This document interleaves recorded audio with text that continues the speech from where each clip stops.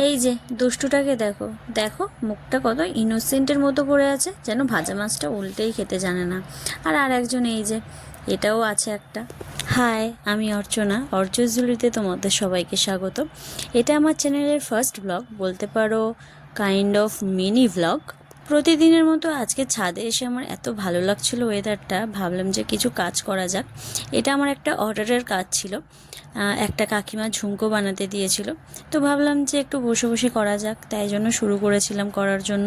আর এই কাকিমাটা আমাকে বলেছিল তার ব্লাউজের সাথে সেট করে যেন একটা কানের বানিয়ে দিই, তাই জন্য একটা কাপড়ও দিয়েছিল যাতে ওর সাথে সেট করে একটা বানিয়ে দিই। কিন্তু মনটা আমার খারাপ হয়ে গেল আকাশটা দেখে, হঠাৎ করে মেঘ হয়ে গেল আকাশটা পুরো, আর আমার মনটা পুরো খারাপ হয়ে গেল। আর কি করা যাবে, পরে করব।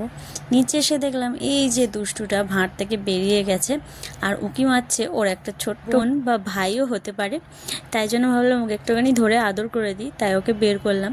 দেখো ওর মুখটা কত সুন্দর, আর চোখগুলো লাল লাল না। জানো তো, ওর বাবা বা মা কোনোটাই চোখ লাল ছিল না বা এরকম দেখতেও ছিল না, কিন্তু ও এরকম হয়ে গেছে কেন সেটা জানি না, খুব সুন্দর লাগে দেখতে।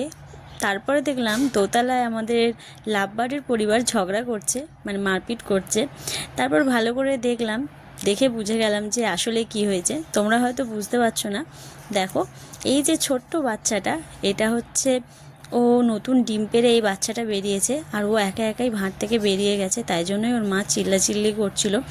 আর প্রায় সময় ও বেরিয়ে যায় ভাঁড় থেকে, আমি প্রায় ওকে 3 থেকে 4 বার তুলে দিয়েছি ভাঁড়ে, তাও ও বেরিয়ে যায়। তারপরে ওকে একটু আদর করে ওর ঘরে ঢুকিয়ে দিলাম। তারপরে ওর বাবা মা একটু শান্তি পেল, দেখো মারপিটটাও কমে গেছে। আর মেঘ কালো হয়ে এসছে, বৃষ্টি আসছে, আমিও বাড়ি চলে যাই। বাই।